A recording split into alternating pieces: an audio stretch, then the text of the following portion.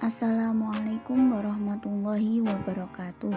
Saya Diah Ayu Fatimah dengan NIM 934405120 dari Prodi Manajemen Bisnis Syariah kelas B. Di sini saya akan menjelaskan materi dari mata kuliah Fikih Muamalah. Untuk tema yang akan saya bahas yaitu mengenai mudharabah.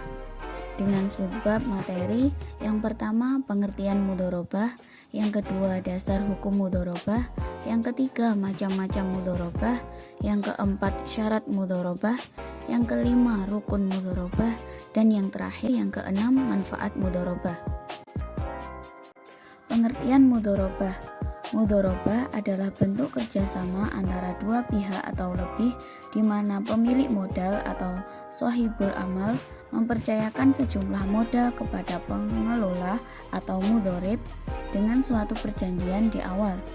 Secara teknis, mudharabah adalah akad kerjasama usaha antara dua pihak di mana pihak pertama menyediakan seluruh atau 100% modal, sedangkan pihak lainnya menjadi pengelola.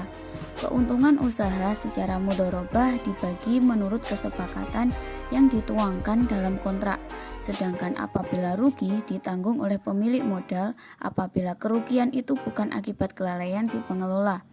Seandainya kerugian diakibatkan karena kecurangan atau kelalaian si pengelola harus bertanggung jawab atas kerugian tersebut.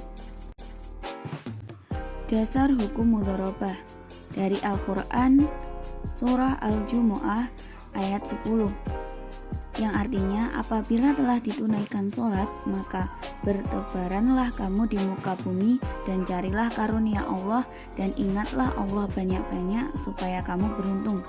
Kemudian dari hadis riwayat Ibnu Majah nomor 2280 Kitab At-Tijarah yang berbunyi dari Sahih bin Su'aib radhiyallahu anhu bahwa Rasulullah Shallallahu Alaihi Wasallam bersabda 3 hal yang di dalamnya terdapat keberkatan: jual beli tidak secara tangguh, mugharadah atau mudharabah, dan mencampur adukkan dengan tepung untuk keperluan rumah bukan untuk dijual.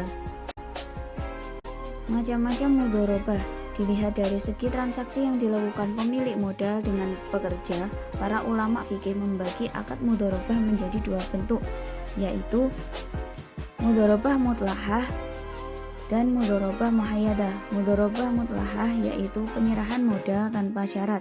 Maksudnya, pengusaha atau mudharib bebas mengelola modal dengan usaha apa saja yang menurutnya akan mendatangkan keuntungan dan di daerah mana saja yang mereka inginkan. Kemudian mudharabah muhayyadah. Mudharabah muhayyadah yaitu penyerahan modal dengan syarat-syarat tertentu.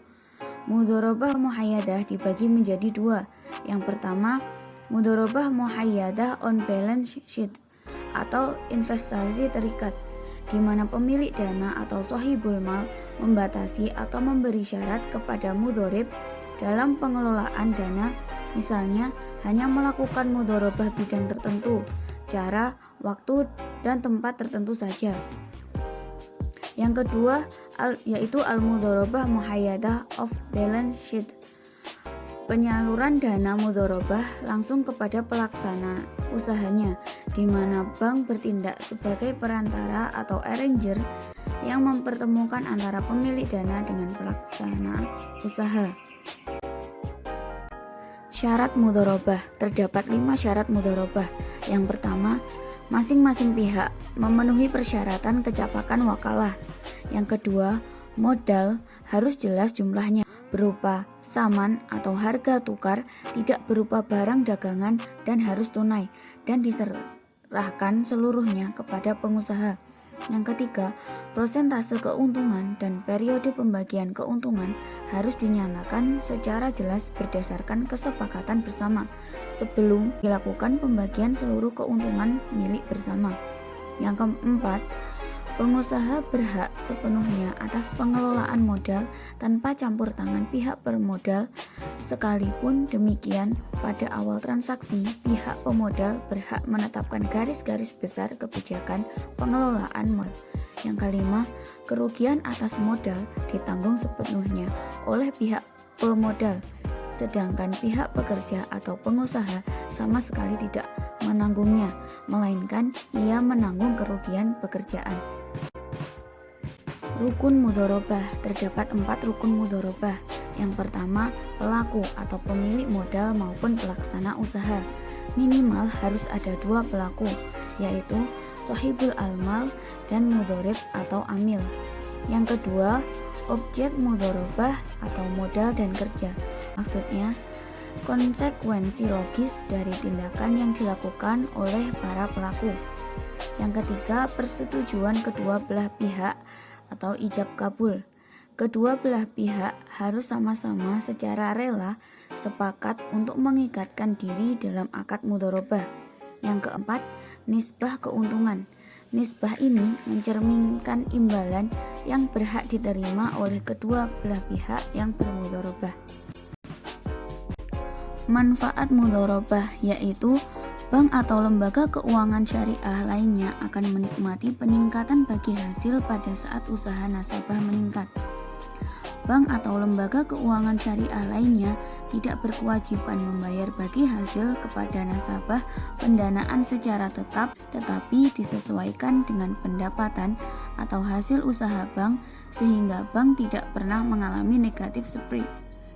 Pengembangan pokok pembiayaan disesuaikan dengan cash flow atau arus kas usaha nasabah sehingga tidak memberatkan nasabah. Manfaat mudharabah selanjutnya yaitu bank atau lembaga keuangan syariah lainnya akan lebih selektif dan hati-hati mencari usaha yang benar-benar halal, aman, dan menguntungkan. Karena keuntungan yang konkret dan benar-benar terjadi itulah yang akan dibagikan. Prinsip bagi hasil dalam mudharabah ini berbeda dengan prinsip bunga tetap di mana bank atau lembaga keuangan konvensional atau non-bank akan menagih penerima pembiayaan dalam jumlah bunga tetap berapa pun keuntungan yang dihasilkan nasabah sekalipun merugi dan terjadi krisis ekonomi. Sekian penjelasan materi mudharabah dari saya, kurang lebihnya mohon maaf. Wassalamualaikum warahmatullahi wabarakatuh.